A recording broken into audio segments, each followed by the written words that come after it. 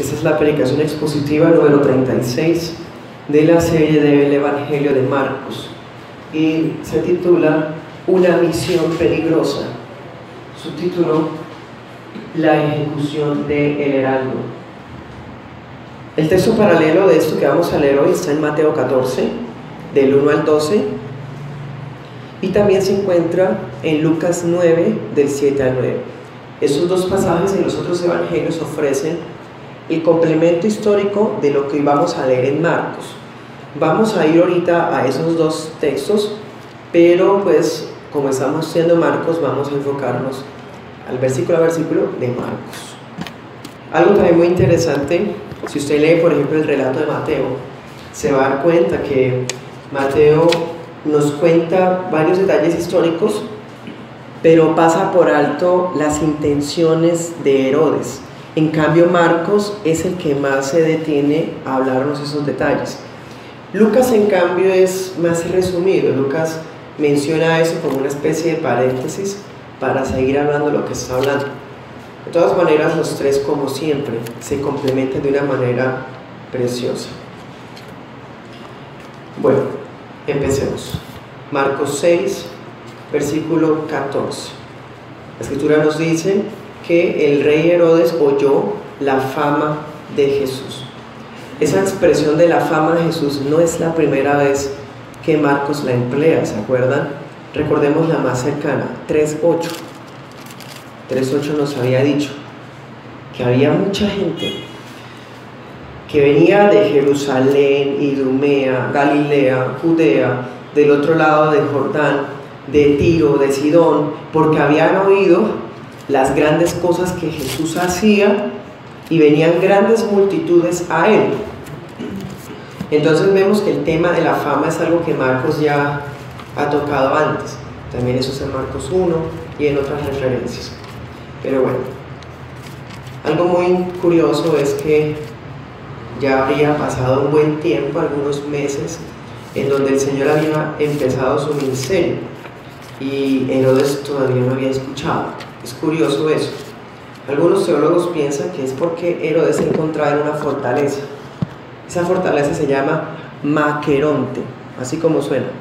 Maqueronte, con Q. Maqueronte. La fortaleza de Maqueronte era una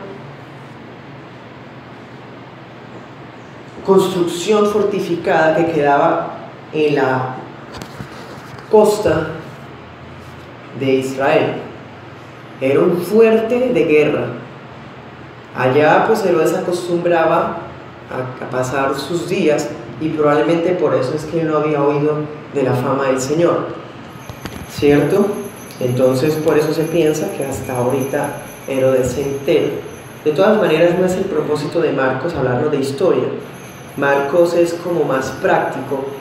Marcos no tiene ese propósito de ilustrarnos en los hechos tanto como sí en lo que la iglesia necesita en el momento, en el ahora.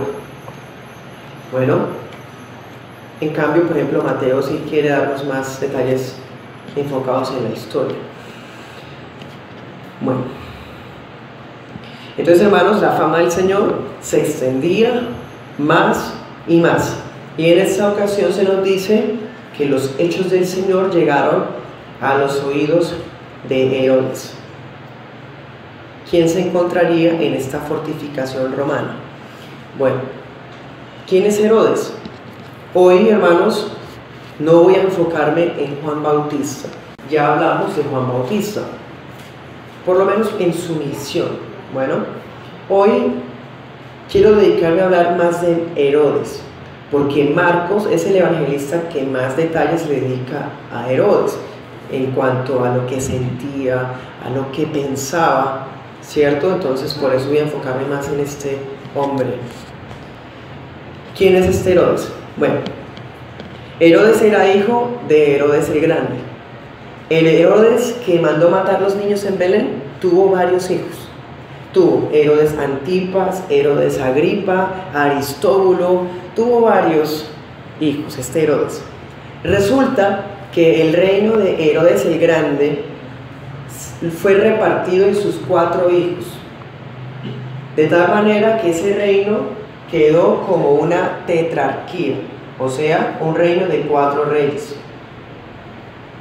Herodes el Grande distribuyó su dominio en sus 4 hijos, y uno de esos tetrarcas era Herodes Antipas. El personaje de nuestra historia es Herodes Antipas, es un edomita,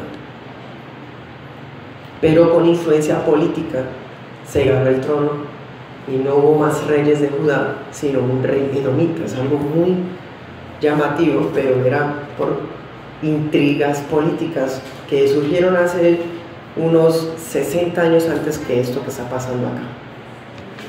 Bueno, es un tetrarca romano. Quiere decir que el reino no es de él. Es una persona que se le entregó la administración de la tetrarquía, pero no es rey. Por lo tanto, cuando decimos el rey Herodes, no es tan correcto en lo histórico, porque Herodes en realidad no tenía un reino, porque estaba bajo el yugo de Roma. Este Herodes administraba las provincias de Perea y de Galilea.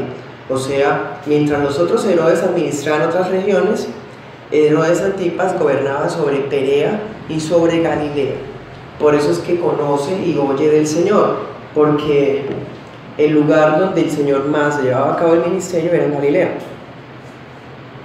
Bueno, para este momento Herodes tiene 25 años en el poder. Entonces ya ves a alguien que tiene mucho tiempo en el poder y la gente ya está acostumbrada a su forma de vivir depravada y perversa. Acostumbrada me refiero a que ya lo conocen. Bueno, porque había personas que eran oposición al hombre este. Son solamente es una introducción para que sepamos el contexto. Bueno, versículo 14 dice: y dijo, Juan el Bautista ha resucitado. Notemos la expresión que Marcos usa. Marcos dice que el nombre del Señor Jesús se hizo notorio. Bueno, y la va a desarrollar Marcos con el versículo 15. O sea, Jesús ya se había vuelto una persona tan importante, tan célebre, tan reconocida, que la gente tenía algo que decir del Señor. Alguien tenía que tener una opinión de él. Cada vez que alguien escuchaba ese nombre, ya se imaginaba algunas posiciones, que son las que están en el versículo 15. Entonces el nombre del Señor ya se había hecho reconocido. Es una personalidad muy importante. Ni siquiera individuos como Herodes, a los que los caracterizó su paganismo, su crueldad, ni siquiera en personas como este hombre podían ignorar que había un poder especial en el Señor. El versículo 14 dice: es Juan Bautista, que resucitó de los muertos. Por eso actúan en Jesús esos poderes. Entonces miremos, hermanos, que la gente tenía una opinión del Señor, y eso incluía impíos como Herodes. Y esa opinión era una opinión de cierta manera importante. ¿En qué sentido? La gente veía en Jesús una persona sobrenatural, porque creer que era un hombre que resucitó y que tenía poderes, pues obviamente choca con la superstición y el misticismo, ¿no? Pero vemos que el Señor, donde sea que iba, generaba una impresión en la gente, una impresión que era más allá que un simple hombre. Era imposible que alguien hablara como hoy día hay gente liberalista que habla. Dicen, no, Jesús fue un hombre revolucionario, muy importante, altruista. No, nadie pensaba eso. Siempre que alguien tenía un concepto de Jesús, decía, este hombre es alguien sobrenatural. ¿Se acuerdan que los fariseos creían que Elías tenía que venir primero? Pues fíjense, no creían que Cristo era el Mesías, sino que Cristo era el Elías que había de venir primero. Y esa opinión es sobrenatural, porque está diciendo que Elías se le llevó el carruaje y que había regresado en Jesús. Entonces no era una opinión despreciable. ¿Qué más opinión tenían? ¿Pensaban que era otro profeta? como los antiguos. ¿Qué significa eso? Que el Señor empezó a ganar tal fama que la gente empezó a ver a Jesús como un profeta del mismo nivel que Isaías, que el mismo nivel que Eliseo, que el mismo nivel que Jeremías. Eso es un concepto alto, más allá de lo meramente humano, pero que conste, ninguno es la verdad. Ninguno de esos conceptos. Bueno, dicen que Herodes oyó. ¿Qué oyó?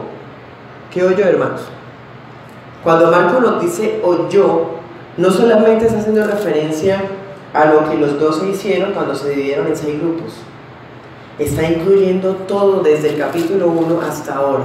O sea, ¿oyó qué? Que ese Jesús cura leprosos, sana endemoniados, restablece paralíticos, hombres con extremidades tullidas las sana. Cosas que nunca jamás se habían escuchado de nadie, sin precedentes. Entonces, claro, este hombre lo asocia con una aparición sobrenatural del que él había matado. ¿Qué notamos ahí?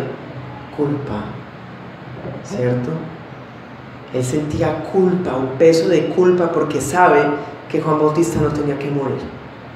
Y tiene tanta culpa, tanta carga de conciencia, que cuando escucha de Jesús tiene miedo y dice, resucitó para vengarse. Vamos a desarrollar esas ideas en esta predicación. Bueno, vamos a Mateo 21:11 rápidamente.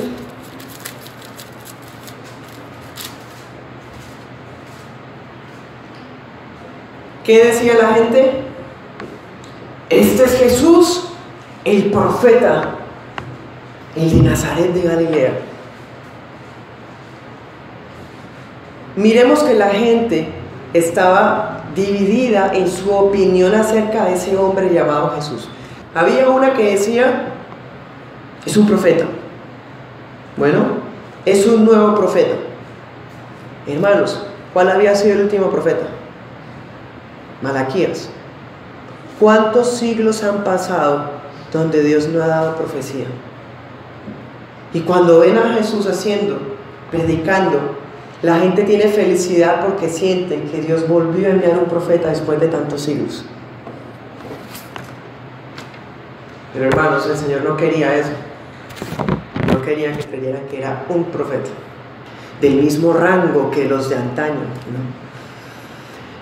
Superior. ¿Qué otra opinión había? Lucas 9:19. Miren que Herodes no era el único que pensaba eso. Había unas personas, probablemente los discípulos del mismo Juan, que veían en Jesús como una especie de reencarnación, resurrección, o si no, sucesión de Juan Bautista. Entonces habían personas que decían, unos piensan que eres Juan el Bautista. Entre esos estaba Herodes. Otros que eres Elías. ¿Cuál Elías? El que había de venir.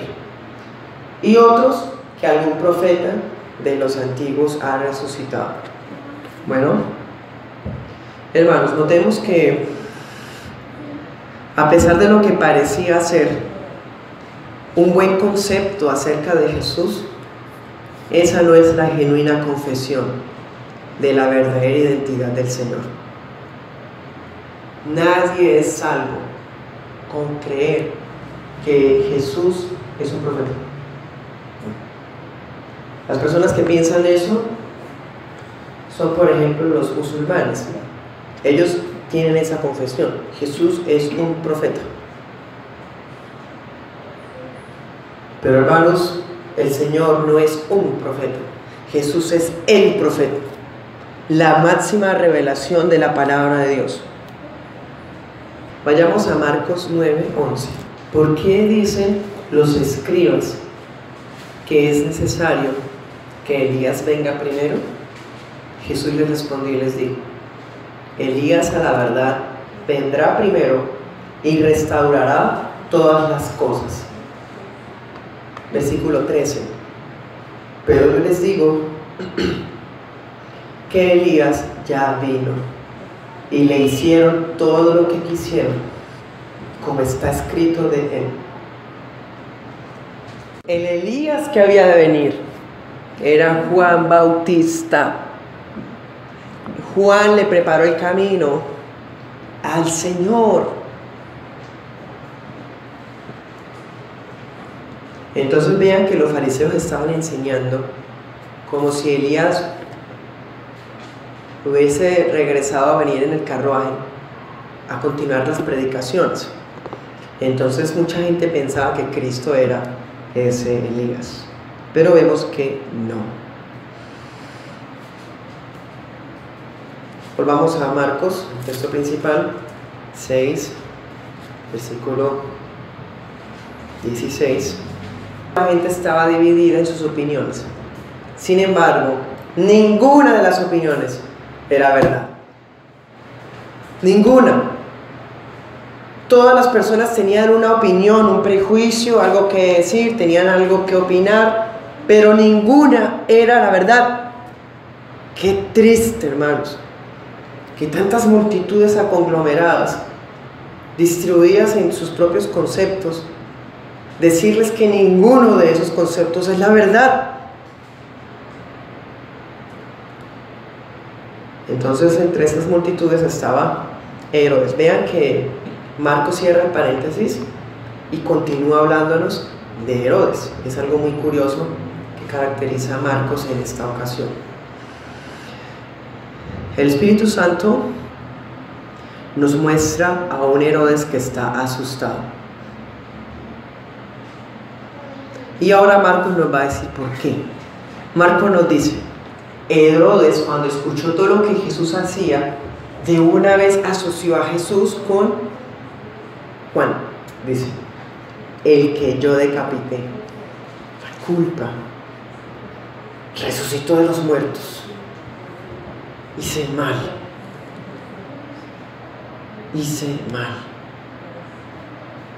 y todos los días ahí. Pero vamos a ver, hermanos, que la carga en la conciencia, el peso de la culpa, no son el arrepentimiento. No. Resulta, hermanos, que ¿qué había hecho Herodes? Versículo 17. Él mismo había dado una orden. ¿Cuál era la orden? Arrestar a Juan. ¿Cierto? Resulta que Herodes había ejecutado a Juan Bautista, el que había sido el heraldo del rey prometido. Y ahora, después de que hizo lo que hizo, porque no piensa las cosas para hacerlas, sino después de que haberlas hecho, ve en Jesús una especie de aparición resucitada, por no decir un fantasma, de Juan, que había regresado para vengarse, algo así. Entonces vemos un corazón, hermanos, que tiene miedo, está asustado, tiene culpa, está acongojado, tiene carga de conciencia, está llevándose al límite casi de la locura, supersticioso. Dice: y va a venir a hacerme daño el espíritu de Juan. Pero todas esas cosas que humanamente podríamos pensar que lo guiarían a la verdad del Evangelio, no lo hicieron convertirse de ninguna manera. Esto, hermanos, nos muestra que la culpa sin arrepentimiento es nada. Eso está muy lejos del genuino arrepentimiento. Es más, Lucas 23, versículo 6, nos dice que en el día que Jesús fue enjuiciado, ustedes se acuerdan que al Señor lo llevaron delante de Herodes. Herodes tuvo una entrevista con Jesús. ¿Y saben qué hizo? Lo escarneció, se burló del Señor, Le mandó quitar la ropa para vestirlo de púrpura y que los soldados se burlaran de él. Le mandó hacer una corona de espinas para ponérsela. Los soldados golpeaban al Señor con palos. Y ahí estaba Herodes burlándose del Señor, haciendo escarnecimiento, chistes, proverbios, comentarios, sátiras, ahí con el rey enfrente.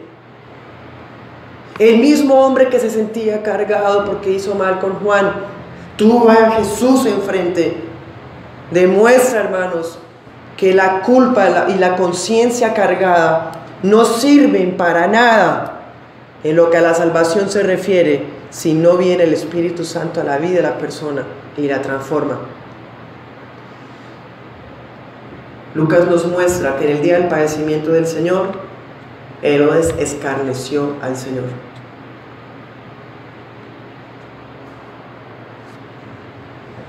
Vamos a Marcos 1:14.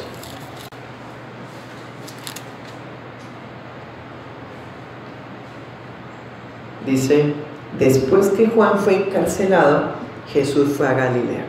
O sea, Marcos ya nos había dicho que Juan había sido encarcelado.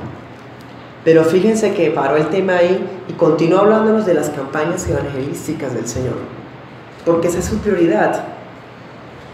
Pero ahora nos va a contar por qué fue que lo arrestaron.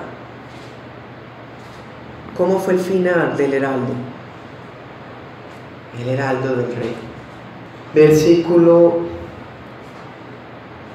17.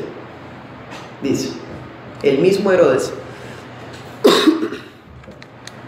había enviado a prender a Juan. Lo había encadenado en la cárcel. ¿Por qué, hermanos? Dice: por causa de Herodías, la mujer de Felipe, su hermano, pues él mismo la había hecho su esposa. ¿Por qué? ¿Qué hizo Juan? Si Juan es un varón de Dios, ¿qué delito va a cometer? La misión de nosotros es peligrosa. Confrontar a la gente en su pecado es peligroso.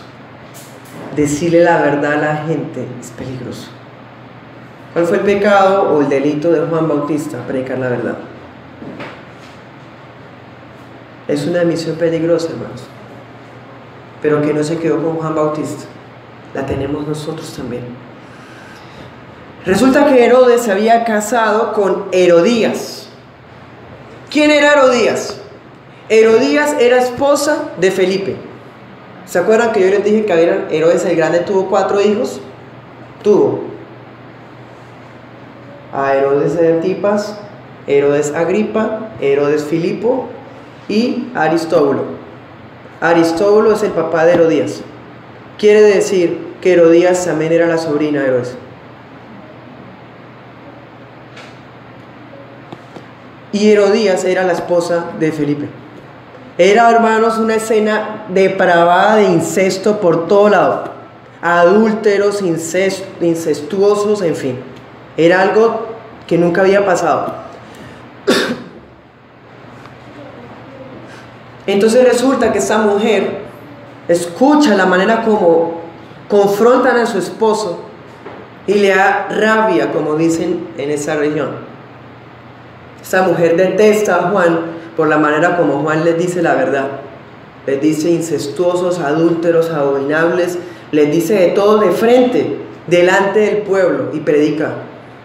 Esta mujer detesta a Juan, lo odia. Entonces, para complacer a su mujer, Herodes manda arrestar a Juan.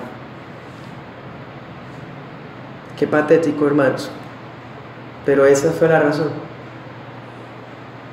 Miremos el versículo 18. Dice: porque Juan había dicho a Herodes. Eso en griego significa que Juan habló con Herodes en privado muchas veces. Juan habló con Herodes varias ocasiones en privado. Juan no solamente predicaba a voz en cuello y denunciaba el pecado, sino que él fue siempre respetuoso del Señor, tanto hasta en el procedimiento. Y habló con Herodes en privado varias veces. Luego ya entonces lo decía delante de esta mujer. Ya luego entonces lo decía delante de todos. Para ella, él era una amenaza que podía dañarle su matrimonio. Bueno, su cosa ahí rara, remedio de matrimonio. Vamos a Lucas 3:19. Entonces, Herodes el tetrarca, lo que les estoy hablando,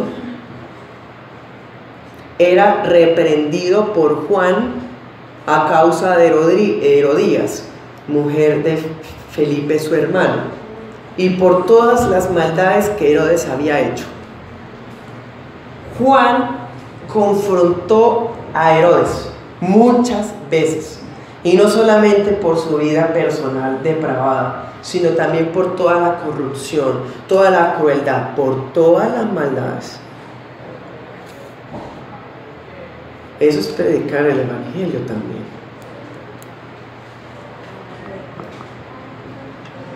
Volvamos a Marcos. Ahora, hermanos, que Juan confrontara, ¿está mal? Juan confrontaba con base en prejuicios. ¿Cuál era la base para Juan decir lo que decía, hermanos? ¿Será que Juan tenía una mala actitud o Juan era soberbio? Era una persona terrible en su forma de ser, que eso le cantaba la tabla, como dicen por ahí, a la gente cada vez que la veía. No, hermanos, miremos el versículo 18, dice, ¿qué le había dicho? No te está permitido, o sea, es ilícito, no es bíblico, es ilegal lo que estás haciendo. O sea, Juan estaba hablando con base en las Escrituras. Hablaba basado en la ley de Dios. ¿Cuál ley de Dios? Levítico 18:16, Levítico 20:21. Hablan de forma textual de que estaba prohibido que una persona tuviera relaciones con la mujer que había sido un hermano. También la ley prohibía la relación entre sobrinos con tíos. Eso era abominable y estaba prohibido en el código de las Escrituras, en la vida moral. Pues Juan, con base en las Escrituras, le mostraba a Herodes que estaba en pecado. No era basado en otra cosa, sino en la palabra. Volvamos a Marcos. Versículo 19. Por eso, Herodías, la mujer, lo acechaba, deseaba matarlo, pero no podía. Claro, esa mujer no es reina, porque ni siquiera el hombre es rey. Ella sabe que tiene que contar con un decreto de Herodes para hacer lo que quiere hacer, pero no puede hacerlo. ¿Por qué? Porque en el 20 dice, Herodes tenía miedo de Juan. Cuando una persona confronta el pecado, cuando una persona ataca el pecado, bíblicamente, los pecadores sienten miedo a esa persona. Herodes le tenía miedo a Juan, porque Juan le demostraba bíblicamente su vida malvada. Entonces, como le tenía miedo, no porque Juan tuviera poderes, hermanos, o porque Juan tuviera influencia. Juan era una persona que, comparaba a Herodes, era débil. Pero es que Herodes sabía que ese Juan era un hombre justo y santo, que sabía consagrar al servicio a Dios desde su niñez. Recordemos, sí, Lucas capítulo 1, capítulo 2 nos muestran a Juan, que fue criado por el sumo sacerdote, por Elizabeth, ¿cierto? El niño crecía, era, en fin, una persona que hasta la gente decía, ¿quién irá a ser este niño? Pues Herodes sabía que este Juan no solamente lo confrontaba en su pecado, sino que también era íntegro. Íntegro, no solo legalmente, sino en su vida en todo sentido, hermanos. Bueno, pregunta, ese miedo que sentía Herodes. Mire que siempre hubo miedo. Cuando lo tenía enfrente, cuando ya lo había matado también seguía teniendo miedo. Porque el miedo ni siquiera es por Juan. El miedo es porque la conciencia sabe que está en pecado. ¿Se dan cuenta, hermanos? ¿Qué dice primera de Juan? En el perfecto amor no hay temor, porque el verdadero amor echa fuera el miedo, porque el miedo parte de que hay un castigo. Dice primera de Juan capítulo 5. Quiere decir que cuando la persona tiene una carga en su conciencia es porque su conciencia lo acusa, y esa acusación que su conciencia le hace en su interior hace que tenga miedo. Miedo. Porque mató a Juan. Yo no le tenía miedo, sí, lo maté. No, ya después de muerto seguía teniendo miedo. Porque no era Juan, era su pecado el que lo acusaba todo el tiempo. Herodes cambió cuando se le mostró bíblicamente su pecado. Herodes abandonó a esa mujer impía. No, siguió con ella hasta el final de sus días. Es más, les cuento otro detalle. Eso que les voy a decir lo señala Flavio Josefo, que es historiador, un historiador del siglo I. Flavio Josefo dice que Herodías tenía una influencia de presión emocional en Herodes tan fuerte que las peores cosas de la vida de Herodes eran por culpa de ella. Y empecemos con la primera de todas. Esta mujer se caracterizaba por ejercer una presión muy fuerte sobre Herodes. Y Herodes no siempre cedía, pero a veces cedía. Y cuando cedía, siempre era el desastre. Por ejemplo, resulta que Herodes estaba casado con una mujer. Esa mujer era hija del rey Aretas, así como suena, Aretas, de Nabatea. Nabatea era un reino que quedaba como al suroriente de Galilea. Y para hacer un trato político, el rey Aretas le dio su hija a Herodes. Estaban casados bien. Pero resulta que en reuniones diplomáticas, donde Herodes Felipe lo visitaba a él, conoció a Herodías. Y parece que se enamoraron. Y hicieron lo imposible para estar ellos dos.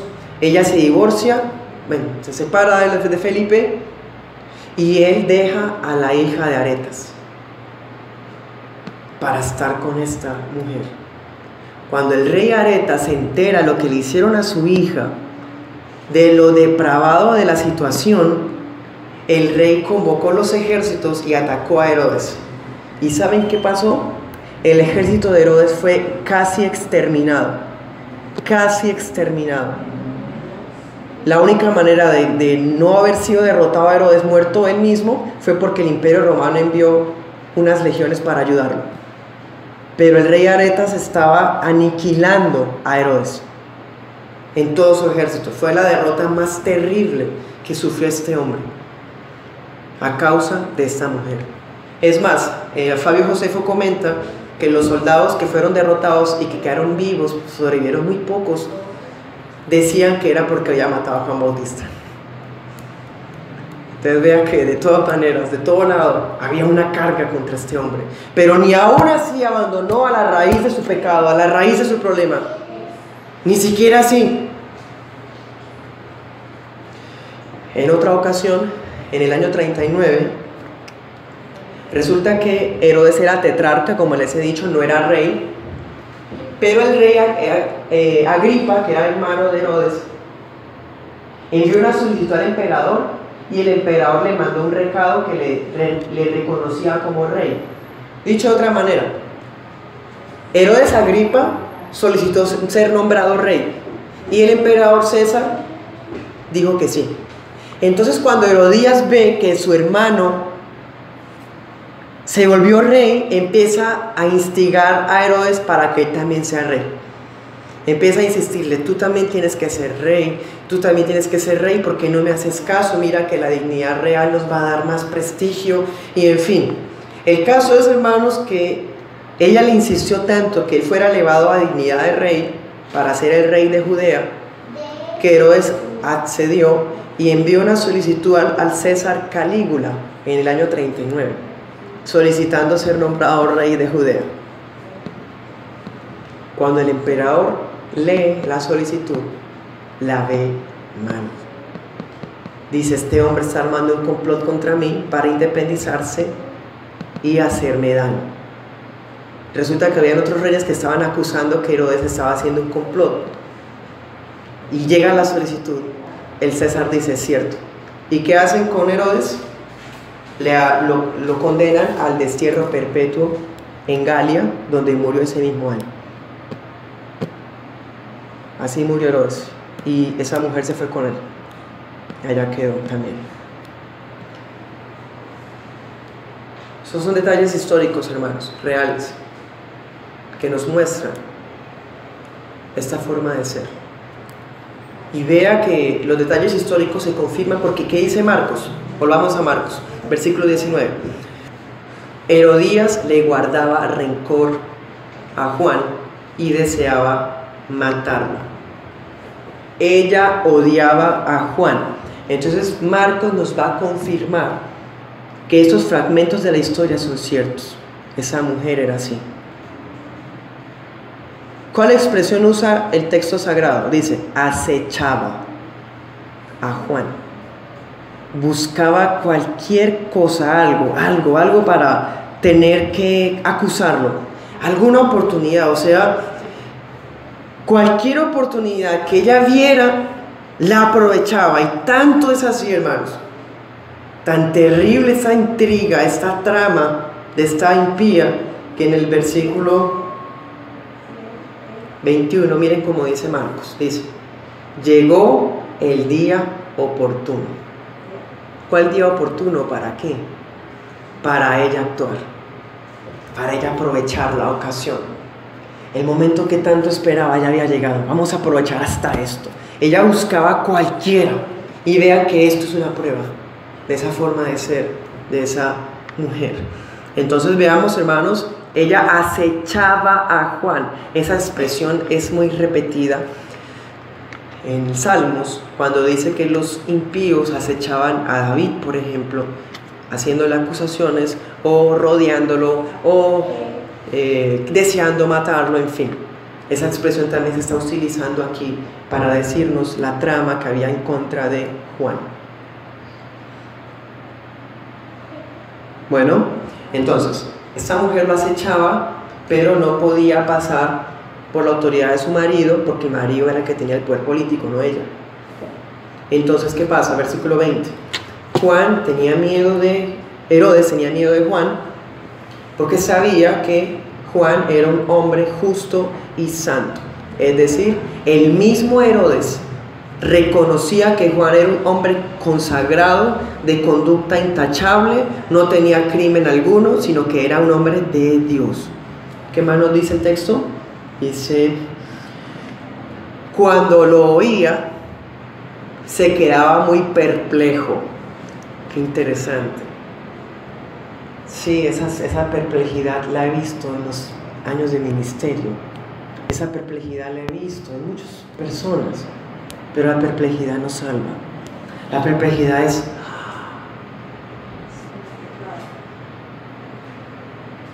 acertar, asentir, recibir la palabra aparentemente.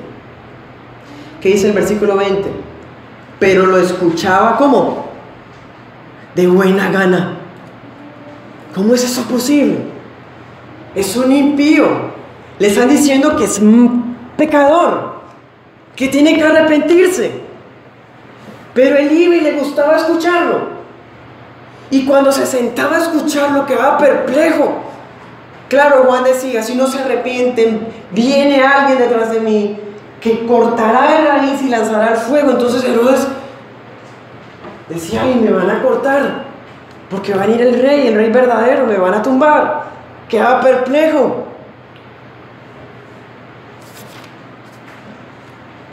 Pero ¿qué pasaba? Lo oía de buena gana. ¿Cómo es eso posible que Qué contradictorio y paradójico. Puede existir gente a la que se le dicen las cosas directas y que le guste eso. Sí. Comprobamos, hermanos, que un corazón impío puede resistir una predicación fuerte, puede resistir una predicación directa, puede resistir una predicación confrontativa y nunca cambiar. Queda perplejo, pero nunca se convierte. A ese tipo de personas, a ese tipo de individuos, les encanta sentir el peso de la culpa por sus pecados. Les excita que sean denunciados directamente. Los emociona que alguien se pare y les diga la verdad en la frente, de frente. Es un amarillista. Así era Herodes. Le fascina escuchar eso. Hermanos, comenta un erudito, Herodes está acostumbrado a estar a una corte con un montón de gente lisonjera, gente charlatana, gente que habla de frente con él bonito, pero habla en contra de él.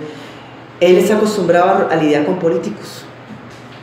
Tiene 25 años en el poder. Está viviendo la vida en política. Es más, su vida política influenció en su vida personal en todo sentido. Ya estaba acostumbrado. Entonces, cuando él se encuentra con alguien como Juan, recto, que dice las cosas de frente, para él es algo único. Herodes no está acostumbrado a gente como Juan.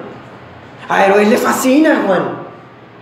Lo escucha de buena gana por eso. Eso tampoco es arrepentimiento. Eso tampoco salva. Eso escucha de buena gana, qué bien, Herodes también. A usted le fascina cómo se confronta el pecado, qué bien, a Herodes también le gustaba. Es yo mismo recibir eso y hacer los cambios en mi vida para arrepentimiento y andar de la mano con este Señor Jesús que se me ha aparecido en la revelación de las Escrituras.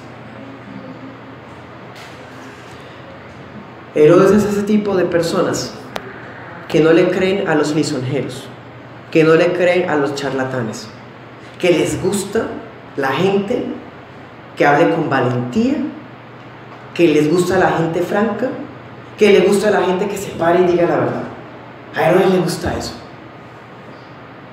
Pero ni aún así le hace caso a la verdad que está escuchando.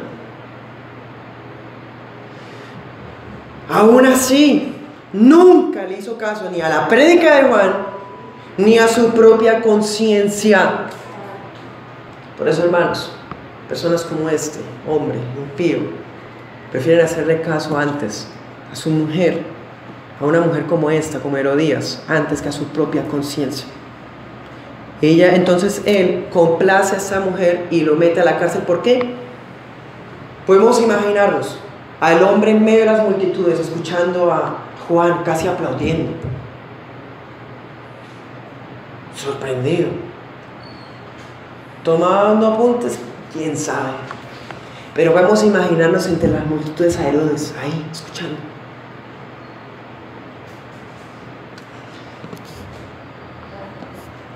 Pero nada valió, porque para él fue más importante hacerle caso a Herodías.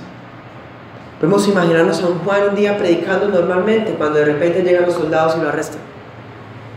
¿Por qué? No podía hacer nada porque Juan no tenía ciudadanía romana.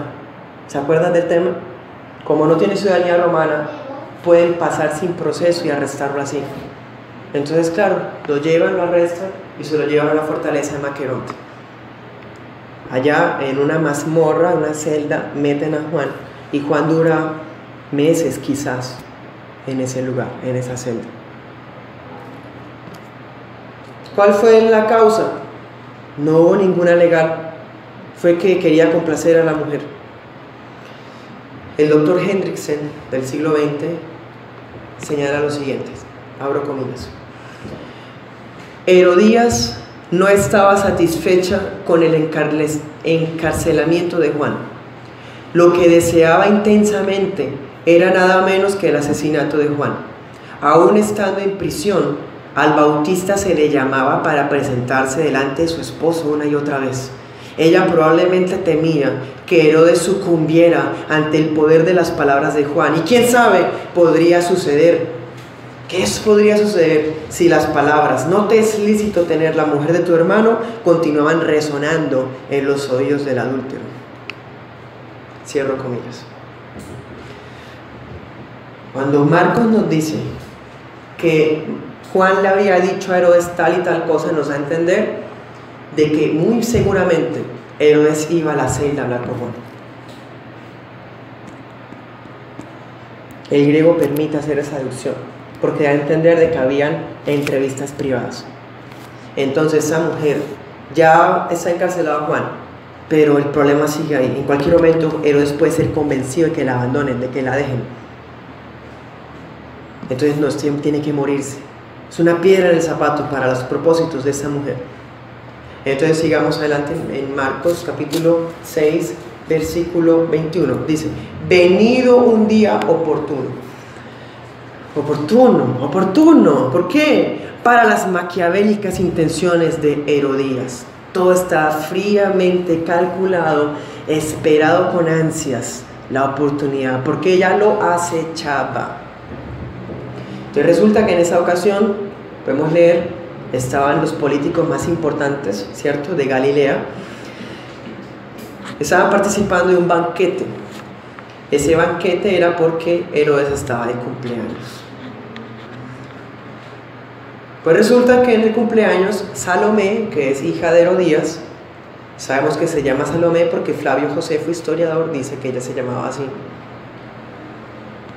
Salomé hace una danza bastante sugestiva delante de todos estos hombres, que ya pueden imaginarse qué calaña será de hombres. Y ella hace esta danza delante de todos los presentes y a todos les gustó. Pues hermano, es un tipo que se casó con su sobrina, que era la mujer de su hermano. ¿Qué puede desear de la propia hija de la mujer de él que no es hija propia? Hasta este hombre puede desear a Salomé. Es un contexto totalmente depravado en todo sentido. Entonces, miren lo que sucede. Versículo 22. Entró la hija de Herodías, danzó, agradó a Herodes y a los que estaban con él. Primero a Herodes, como siempre, el más depravado de todos. El rey entonces se precipitó y le gustó tanto. Podemos imaginarnos a este tipo emocionado con la escena que acabo de presenciar, y hace un ofrecimiento bastante arrogante y dice en el 22: pídeme lo que quieras, yo te lo daré. Y podemos imaginarnos a la muchacha escuchando esa oferta, casi como que pídeme tus deseos y te los haré realidad. Pues ella queda como que bueno, y no me lo esperaba. Entonces este hombre vuelve y le dice en el versículo 23: te lo juro, todo lo que me pidas te daré, hasta la mitad de mi reino. De mi reino. ¿Cuál reino? No tiene reino. Hermanos, Herodes le ofrece a la joven pedir lo que quiera y reitera lo que le ofrece bajo juramento. Entonces notemos la arrogancia de este hombre. ¿A quién le recuerda esas palabras? Esther 5 y Esther 7 nos dice que el rey Artajerjes le dice a Esther: pídeme lo que quieras, hasta la mitad de mi reino te daré. Pero Artajerjes es un emperador de verdad. Es el príncipe de Persia, el que gobierna desde África hasta la India. Pero este Herodes Antipas es ahí un títere de Roma. Pero el hombre quiere mostrarle a los que están ahí que tiene poderes políticos y habla de esa manera.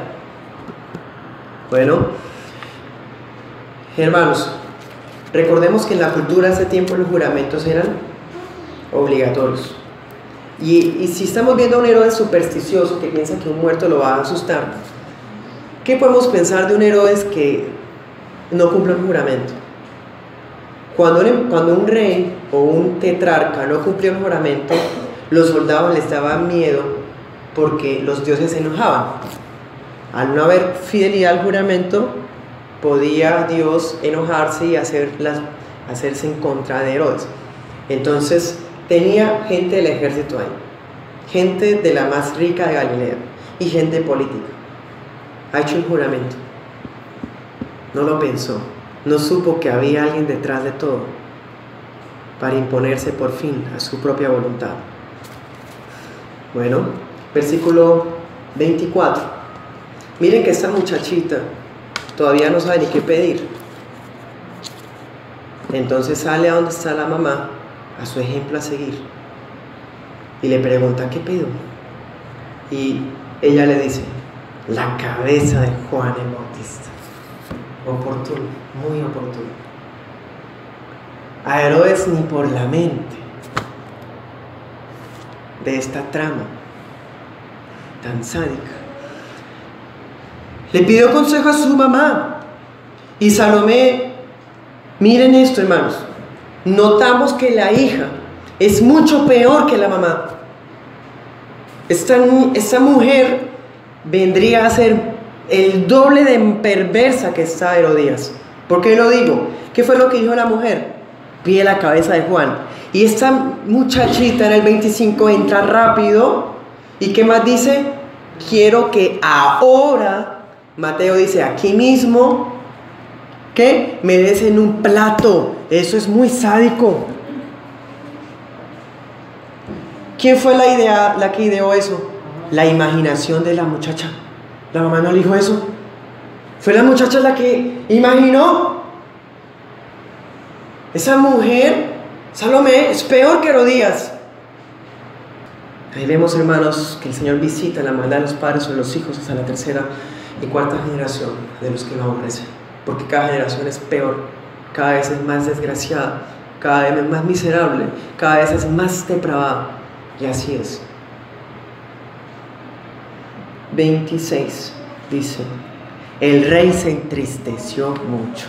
Tan sentimental el hombre, ¿cierto? Sintió tristeza, de pronto por la tristeza se retracte. Pues es el rey, él puede corregir el juramento, puede retractarse el juramento. Es más, miremos las escrituras. Levítico 5:4 dice: si alguien hace uno de esos juramentos que se acostumbra a hacer a la ligera, el Señor nos conoce, hermanos, y sin saberlo jura hacer bien o hacer mal, ya pecó por ser precipitado, ya hay pecado ahí. Pero al darse cuenta será culpable de haber hecho ese juramento. Si alguien resulta culpable de alguna de estas cosas, deberá reconocer que ha pecado y llevarle al Señor en sacrificio expiatorio por la culpa del pecado cometido, una hembra del rebaño que podrá ser oveja o cabra. Así el sacerdote hará expiación por ese pecado. En otras palabras, puede retractarse de lo que acaba de hablar.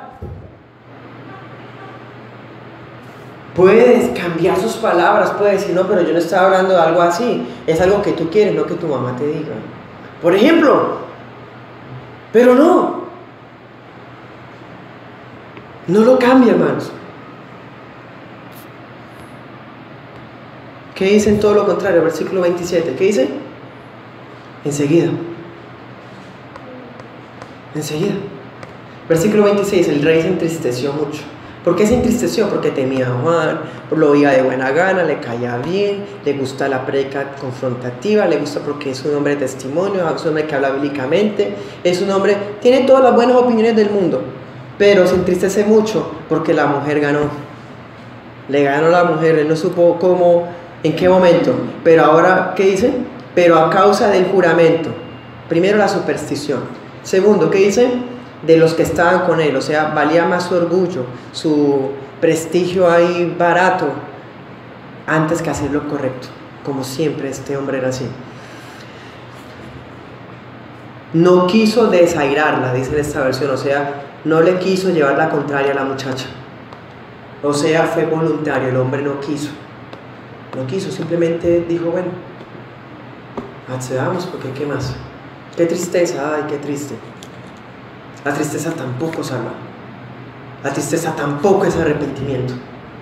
Dolerse de las cosas que alguien hace tampoco es el verdadero arrepentimiento. Entonces dice el 29, en el 27, enseguida el rey, Marcos dice el rey, porque pues políticamente así se le decía en algunas ocasiones, enviando a uno de la guardia, mandó que fuera traída la cabeza de Juan.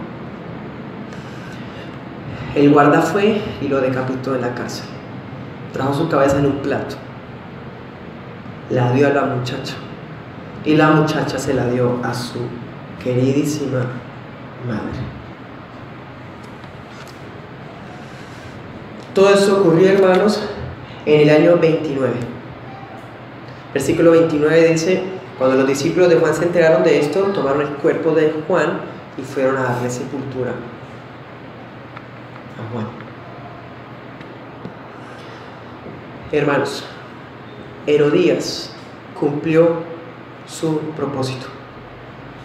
Todas sus intrigas, su trama, prosperaron. ¿Contra quién? ¿Qué dice Lucas 7:28? El Señor dijo: entre los nacidos de mujer no hay mayor que Juan.